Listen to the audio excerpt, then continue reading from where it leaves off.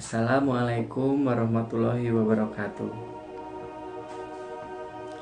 Asyhadu an la ilaha illallah wa asyhadu anna Muhammadar Rasulullah.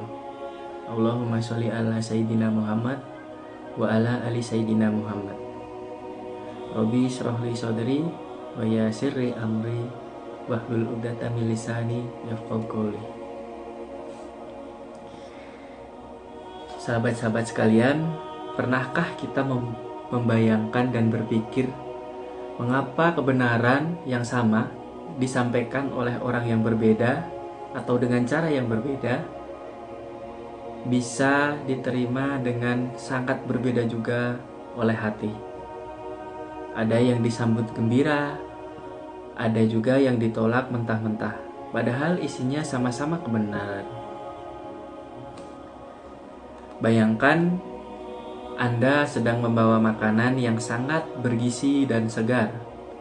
Namun, makanan itu disajikan secara mentah. Rasanya pahit. Kemudian, saat tamu ataupun saat yang akan disajikan sedang merasa kenyang atau sedang merasa sakit perut, bagaimana reaksinya? Pasti ditolak, bukan? Padahal makanan itu bagus sekali, mengandung gizi yang tinggi, kemudian masih segar. Begitu juga dengan dakwah. Kebenaran itu ialah bahan yang bergizi, tetapi cara menyajikannya lah yang menentukan apakah akan diterima atau ditolak. Hari ini kita akan belajar suatu hal tentang bagaimana mat'u, kemudian dai sendiri sebagai objek dakwah. Kita umpamakan dai adalah seorang koki, yaitu menjadi seorang koki bagi hati manusia. Belajar membaca kondisi mat'unya, kemudian mengolah kebenaran agar tidak terasa pahit dan menyajikannya di waktu yang tepat, agar materi ataupun dakwahnya bisa diterima oleh mat'unya. Yang pertama adalah kita adalah sebagai koki bagi hati manusia. Seorang koki tidak hanya memikirkan apa yang akan ia masak, namun ia akan lebih dulu bertanya siapa yang akan makan. Sedang laparkah atau sedang kenyang? Sedang sakit ataupun sedang sehat? Dan pasti akan bertanya suka rasa yang bagaimana. Karena makanan yang enak bagi orang yang sehat bisa meracuni atau menjadi racun bagi orang yang sedang sakit. Dalam hubungan metaforanya, bahan baku yang digunakan koki itu diumpamakan sebagai kebenaran ilahi ataupun kebenaran yang tidak boleh diubah. Kemudian koki, kita sebagai dai yang menyampaikan kebenaran. Kemudian selera atau kondisi perut itu sebagai psikologi mat'unya.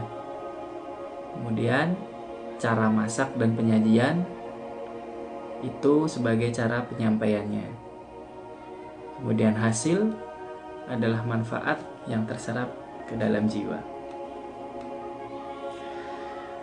Pesan kuncinya adalah kebenaran tetap kebenaran. Tugas kita bukan mengubah isinya, melainkan mengolah secara benar penyampaiannya agar tidak ditolak di lidah dan di hati. Yang kedua adalah bagaimana kita membaca kondisi hati mat'u. Sebelum kita menyampaikan pesan, ada beberapa yang wajib dipelajari sebagai dai. Di sini metaforanya adalah kita sebagai kokinya tentunya. Kondisi mat'u dan cara menyajikannya. Ada beberapa kondisi mat'u yang kita andaikan sebagai kita sebagai seorang koki yang sedang memasak. Yang pertama, kondisi mat'u yang sedang lapar jiwa, butuh petunjuk, dan sangat terbuka. Kita sebagai koki menyajikannya dengan cara sajikan dengan langsung, dengan jelas. Maka mat'unya akan menyambut dengan gembira. Kemudian mat'u yang ada pada kondisi kenyang, ataupun mat'u yang sudah punya pedoman ataupun ilmu. Kita sebagai dai dan kita sebagai koki menyajikan secara perlahan, mulai dari porsi kecil, kemudian nanti berlanjut ke porsi yang besar. Kemudian sajikan secara menarik. Kemudian yang ketiga adalah mat'u yang kita ibaratkan sedang sakit atau sedang sakit perut, jika dihubungkan dengan metafora koki. Kita sebagai koki pasti akan memasak makanan yang cocok untuk orang yang sedang sakit. Misalnya menyajikan dengan lembut seperti kita saat memasak bubur. Kemudian jika seorang yang sakit, kita sebagai koki sajikan dengan hangat. Karena kalau orang sakit diberikan dengan makanan atau minuman yang hangat. Dan kemudian sajikan secara menenangkan. Dan yang terutama adalah jangan ditegur. Kemudian yang keempat adalah seorang mat'u yang suka bukti atau secara logis. Kita sebagai koki tentunya sajikan dengan teratur, berurutan. Materi yang kita sampaikan dengan berurutan. Kemudian kasih dalilnya atau bukti yang jelas. Nah, kemudian poin pentingnya adalah kita tidak menyuguhkan sambal pedas kepada orang yang sedang sakit perut. Meskipun sambal itu enak dan cocok untuk makanan apapun. Kemudian begitu pula dengan hati yang rapuh. Jangan disuguhi dengan teguran-teguran keras, ataupun kita menyampaikannya secara tegak, secara memaksa ataupun penuh teguran seperti itu. Meskipun itu kebenaran yang mutlak. Karena kebenaran yang disampaikan dengan cara menyakiti justru akan ditolak. Kemudian yang ketiga atau materi selanjutnya adalah mengolah kebenaran agar tidak terasa pahit. Banyak kebenaran yang terasa pahit bagi ego, seperti obat. Tugas kita adalah hilangkan kepahitannya dengan cara yang benar, tetapi jangan buang khasiat isinya. Misalnya seperti daging. Jika daging mentah kemudian kita langsung suguhkan dan rasanya hambar ataupun belum ada rasa sama sekali, pasti akan ditolak. Sebagai contoh, kita sebagai dai menegur secara langsung kepada mat'u kita, kamu salah, kamu berdosa, kamu tidak akan selamat. Pasti mat'u akan menolak. secara keras. Namun apabila daging tersebut kita masak, kemudian kita beri bumbu, kemudian kita suguhkan, pasti akan diterima.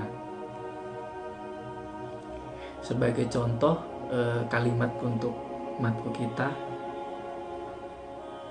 kita semua pernah meleset, kita semua butuh ampunan. Allah Maha Pengasih dan Ia akan membukakan jalan pulang bagi siapa saja yang mau bertobat. Kebenaran itu ibarat kunyit, digigit langsung pahit, namun jika diracik dengan lembut, kemudian diracik secara benar, maka itu akan bermanfaat kepada tubuh kita, bisa menjadi minuman sekaligus menyehatkan badan. Yang kelima, menyesuaikan dengan jenis hati. Tidak ada satu resep untuk semua orang. Maka dari itu semua mat'u ataupun mat'u itu sangat berbeda-beda. Kenali dulu siapa yang akan dihadapi. Seperti tadi, mat'u yang logis, sajikan dengan urutan, alasan, bukti yang jelas. Kemudian yang penuh emosional, mulai dengan perasaan, mulai dengan hati, kisah ataupun kasih sayang yang lembut, sampaikan dengan hangat, perlahan, seperti kita menuangkan sup kepada orang yang sedang sakit. Kemudian yang terburu-buru, kita sampaikan intinya pesan di awal, manfaatnya secara praktis, dan kemudian langsung pada pokok pembahasan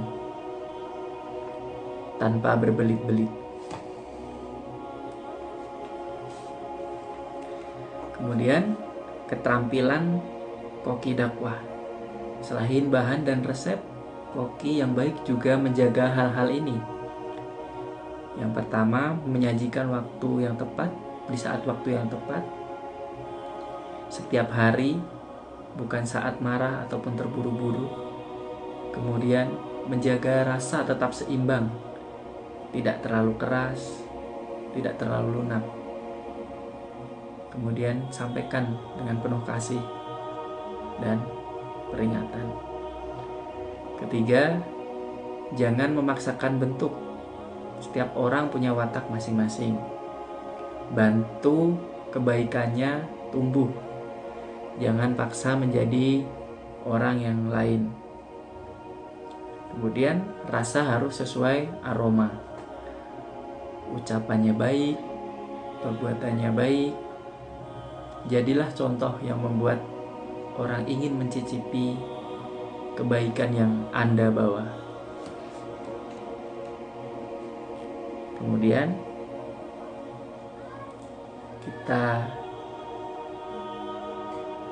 pada kesimpulan, 3 hal yang perlu kita ingat adalah kebenaran tetap menjadi bahan utama, tidak boleh mengubah isinya, dan harus menjaga keasliannya. Kemudian cara menyajikan itu yang menentukan penerimaan, dengan lembut dan jangan dipahitkan hati. Kemudian kenali siapa tamumu ataupun siapa mat'umu, sesuaikan dengan kondisinya, dan selalu ingat, jangan pakai satu resep untuk semua mat'u, karena orang yang kita hadapi adalah orang yang berbeda-beda. Sebagai penutup, closing statement dari saya, sebaik-baiknya masakan adalah yang menggugah selera sekaligus menyehatkan tubuh. Sebaik-baiknya dakwah adalah dakwah yang menyentuh hati sekaligus menuntun ke jalan Allah yang melalui kebenaran serta ridhonya. Baik, demikian yang bisa saya sampaikan. Billahi taufik walhidayah. Wassalamualaikum warahmatullahi wabarakatuh.